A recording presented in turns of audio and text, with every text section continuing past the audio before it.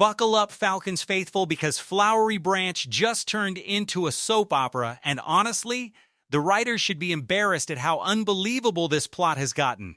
In the span of one single weekend, the Atlanta Falcons handed out life-changing money, watched their prized quarterback take a beating in red zone drills, and quietly admitted that the quarterback competition everybody begged for this offseason basically isn't happening. Grab your popcorn, because I'm Chris Tipmore, and this is Falcons Digest, and today we are unpacking one of the wildest weekends this franchise has had in years. Let's start where the drama always starts in Atlanta, the quarterback room. Because if there's one position this franchise cannot stop talking about, cannot stop tweaking, and apparently cannot stop stressing everybody out over, it's quarterback. Heading into training camp, fans were promised a real, honest-to-goodness battle, a shootout, guys competing for their NFL lives. Instead, what we got is Jake Strand soaking up the bulk of the starting reps in team drills, looking every bit like the guy Atlanta is quietly building around, at least for right now. But don't let that fool you into thinking this thing is settled, because on Saturday, out of nowhere, Cooper Rush, and yes, we are absolutely calling him Cooper Clutch from here on out, started eating into that workload in a big way. Suddenly, the QB1 conversation isn't as clean as it looked on Thursday. Strand's still the presumptive frontrunner, but Cooper Clutch just planted a flag and said not so fast. Then there's the man everybody in Atlanta has been obsessing over for an entire calendar year, Michael Penix Jr. This kid has carried the weight of an entire fan base's hopes since the moment he was drafted, and this weekend the story wasn't pretty. Friday and Saturday, Penix struggled through red zone 7-on-7s, and Falcons Twitter, or whatever we're calling it these days, nearly caught fire. Panic mode activated. Now here's the thing, and I want to be honest with you instead of just chasing the outrage, because that's not what we do here. Red zone 7-on-7 is notoriously brutal on quarterbacks. The field shrinks, throwing windows disappear, and defenses get a built-in advantage they simply don't have out in open space. Penix had similar stretches of struggle last summer too, and the ups eventually outweighed the downs. So is this a 5-alarm fire? Not yet. But if these rough patches start stacking up day after day, week after week, then yeah, we're going to have a very different conversation. For now, file this one under worth watching, not worth panicking. And then there's Tua. Poor Tua. Still limited to individual reps because of that lingering back injury, and the concern here isn't just about this week, it's about the whole summer. If Atlanta can't get this thing under control soon, we're talking about a real possibility that this issue drags into the season, robbing this offense of continuity right when it needs it most heading into September. There's a real number being whispered around Flowery Branch, 5 missed practices. Hit that number, and even people inside the building start getting nervous. Monday's padded practice is being circled as a potential trigger point. So keep your eyes locked on that, because this storyline is far from over.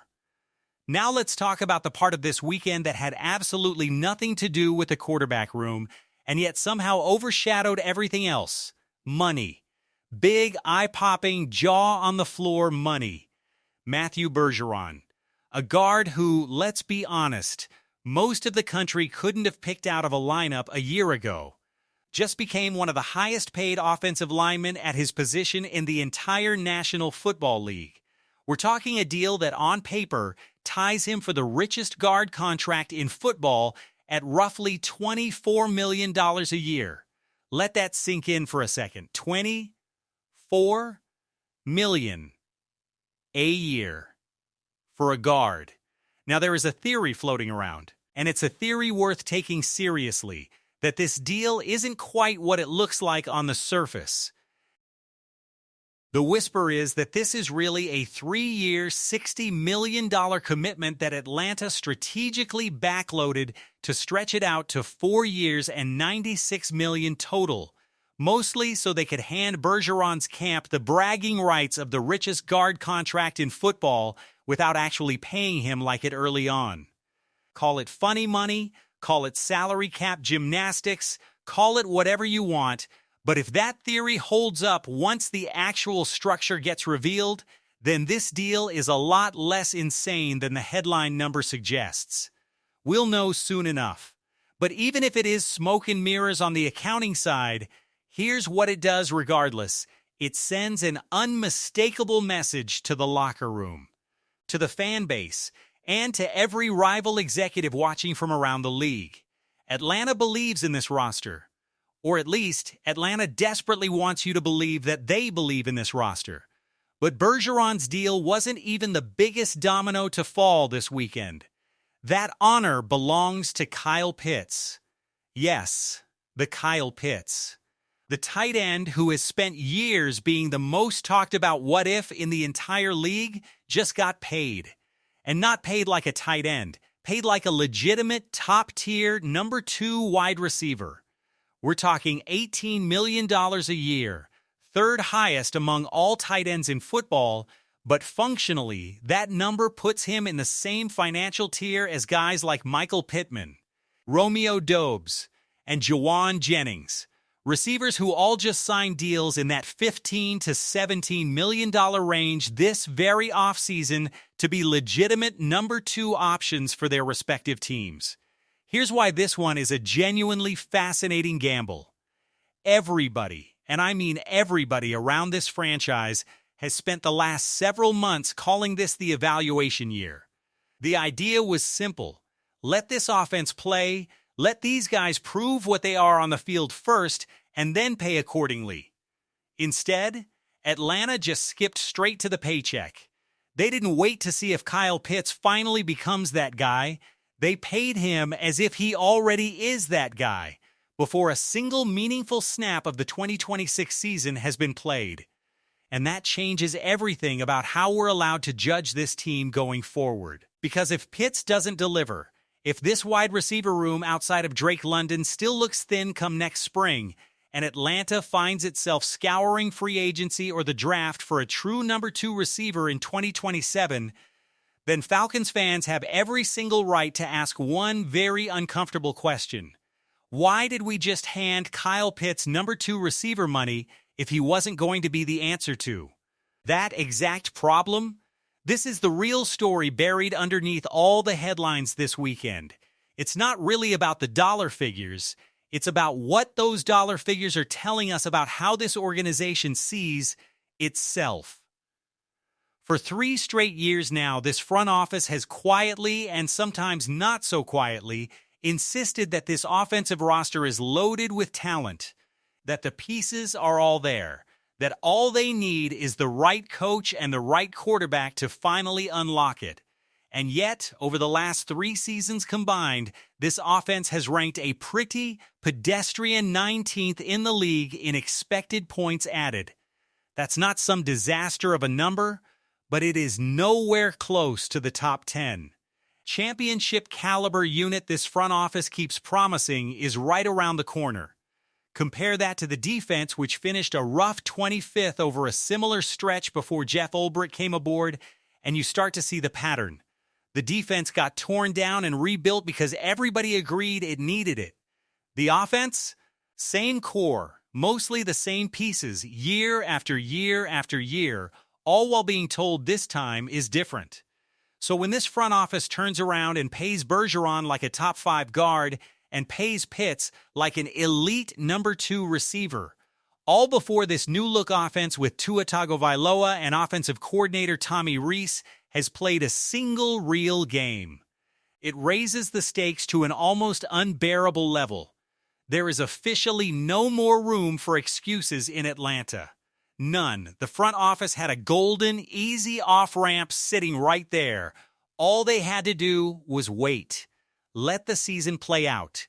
If it goes sideways, point right back at the roster and say, see, the cupboard still needed restocking.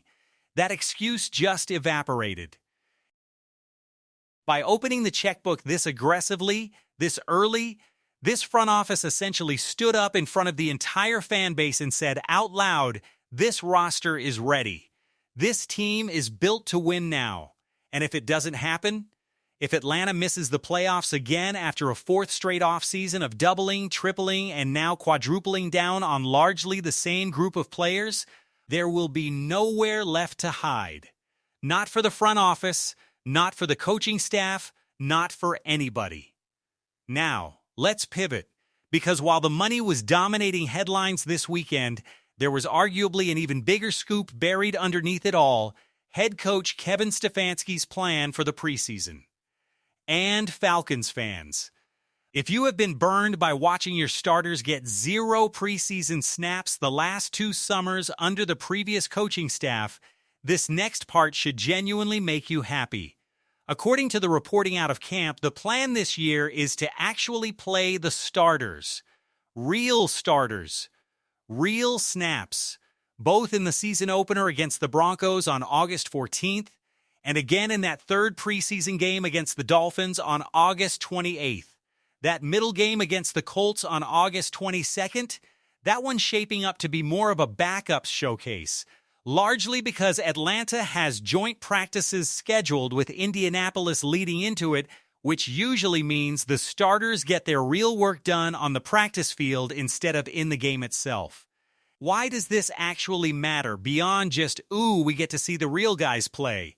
Because for the last 2 summers, this podcast, and honestly this entire fan base, spent countless hours dissecting the uncomfortable relationship between a coaching staff refusing to play its starters in preseason and this team's tendency to stumble out of the gate in September. We understood the injury risk logic behind sitting starters. But understanding it and liking the results it produced are 2 very different things. If Stefanski's approach helps this team build real chemistry and real timing before the games actually count, that alone could be the difference between another sluggish, 3-game losing start and an offense that's humming from week 1. And this preseason plan isn't just about the veterans either.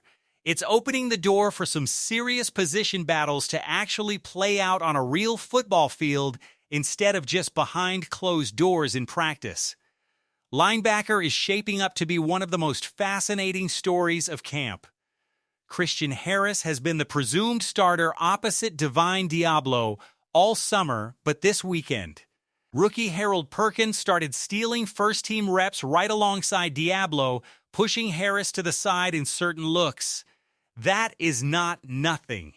That's a legitimate signal that this coaching staff is willing to let the job be earned, not just handed out based on seniority or preseason hype. Kendall Daniels, is also lurking in that room. And expect this battle to heat up considerably over the next couple of weeks. Then there's the nickel cornerback competition, which honestly might be the most wide-open battle on the entire roster right now. D. Alford has been getting a healthy share of first-team slot reps recently alongside Sidney Brown, but keep an eye on Antonio Hamilton and even undrafted or practice squad names like A.J. Woods, who has flashed with first-team reps early in camp. Meanwhile, out on the boundary, Mike Hughes has held down one starting outside cornerback spot, but this thing feels far from settled with training camp only just getting started. And don't sleep on the offensive line, specifically right tackle. With Jawan Taylor expected back on the practice field within the week after working his way back from injury, the question becomes whether he simply steps back into the starting job or whether Storm Norton, who has been keeping that seat warm, has done enough to make this an actual conversation instead of an automatic handback. Most signs point toward Taylor needing some ramp-up time before fully reclaiming the job, meaning Norton could very well be the one trotting out there for that season-opening preseason tilt against Denver. Oh, and if you want the most delightfully random subplot of this entire training camp, there is an actual, genuine competition happening for the long snapper job. Liam McCullough versus Beau Brinkley. I know, it sounds ridiculous to care this much about a long snapper battle, but hey, When you cover a team this closely, every single roster spot matters, and this one is honestly one of the more entertaining subplots simmering in the background right now. So where does all of this leave the Atlanta Falcons as we head deeper into training camp? Here's the blunt truth. This weekend didn't just produce headlines, it produced pressure. Real, tangible, impossible to ignore pressure. The front office just bet an enormous amount of money, cap space, and public credibility on the idea that this current core, largely the same group that has produced middling results for 3 straight seasons, is finally, truly ready to break through. There is no more hiding behind the phrase evaluation year. There is no more pointing at a bare cupboard. The cupboard, according to every dollar spent this weekend, is officially loaded. Tua Tagovailoa has to deliver a genuine bounce-back season. Kevin Stefanski has to prove he's more than an 8-win coach over his last 2 years in the league. Tommy Rees has to build an offense that actually matches the hype this front office keeps selling. And Matthew Bergeron and Kyle Pitts both have to go out and play like the money they just received. If it all comes together, if this offense finally clicks the way everybody in that building keeps insisting it will, then this weekend gets remembered as the moment the front office had the guts to bet on their guys and got rewarded for it.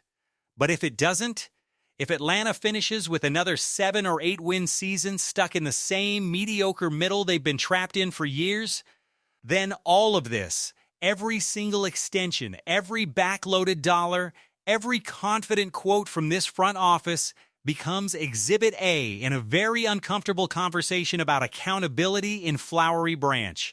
There is no middle ground left here anymore. This is officially put up or shut up time for the Atlanta Falcons. So here's what I want to know from you.